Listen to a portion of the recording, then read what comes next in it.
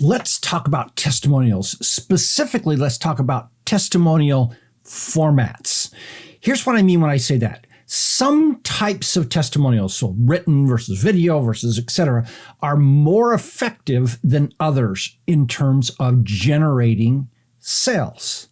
So if you're going to go to the trouble to get a testimonial from someone, the ideal way is to get that testimonial in a format that will be as effective as possible for you. So let's look at what makes some formats better than others. The challenge is basically believability. For years, people have always felt like, is that real?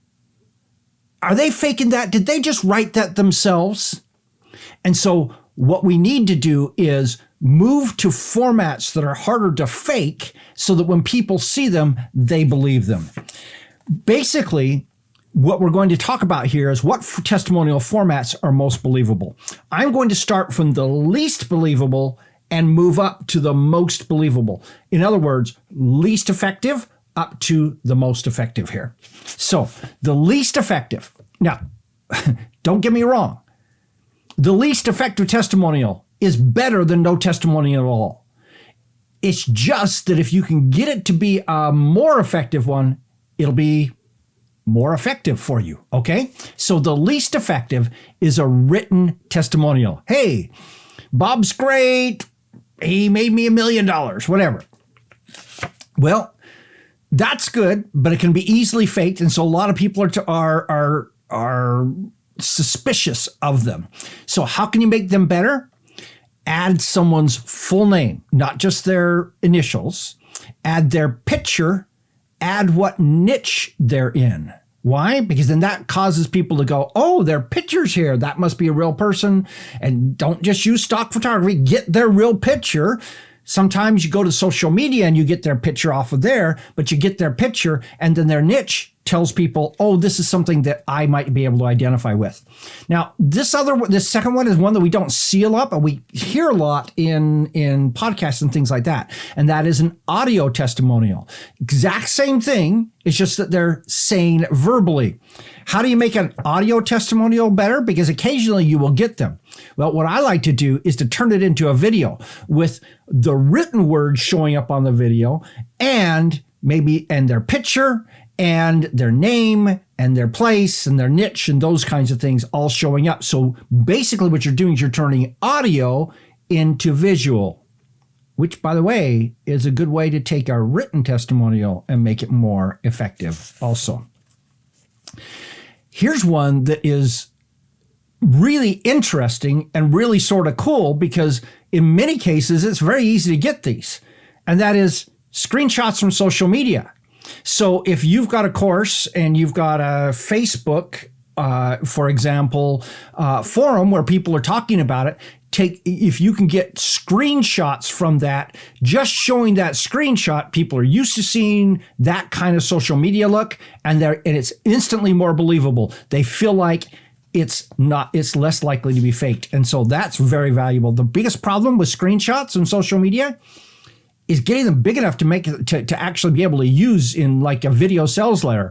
And so what I like to do is I like to take my screen and blow it up as big as I can so I can get that text really big, screenshot it there. I can always shrink it down. I can't grow it. And so that's the way I do that.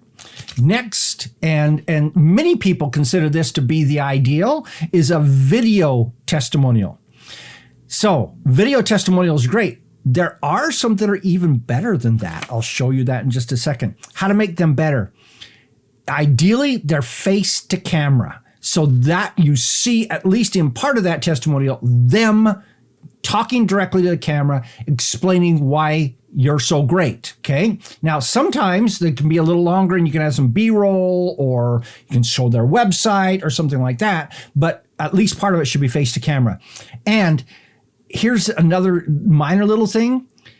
I have found that a Zoom dual shot, where it's you on one side talking to them on the other side, is less believable than just them talking. Why? Because this looks like you're pulling it out of them, like you've coerced it out of them.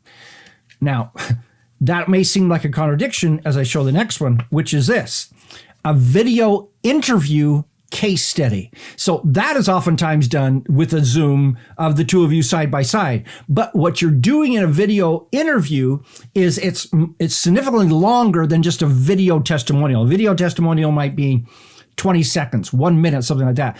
A video interview, which is a testimonial case study, it's oftentimes 5, 10, 15 minutes long, where you're talking about things. It's oftentimes a conversation. It oftentimes talks about where they were before, why they got you, how they are afterwards. And the cool thing that happens in this is if you can get the audience to start seeing the interaction between the two of you and their admiration, their valuing of you in that, that's what makes those so very powerful. And the difference between that and the short, when I said don't have a Zoom dual picture on the video, is because they've seen the whole story. And so it works better because they've got more background and they're seeing that you're not cheating by pulling this out of them. Next is a live interview. So let's say, for example, that you're selling a product, and as part of that, you may have a video sales letter or a webinar where you're talking about people, where you're doing things. You bring them on live into that, and ideally, if you can give the audience the ability to interact with them, that does huge things for you. If they're able to come on and say amazing things about you on the fly in a Q&A answer kind of session, that's incredibly powerful.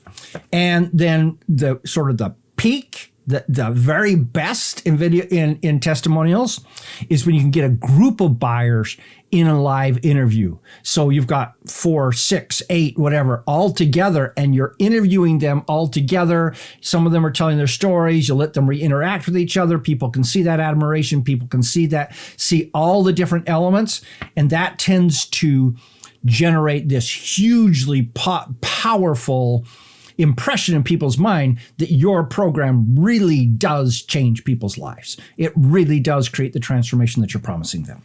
So my recommendation is this.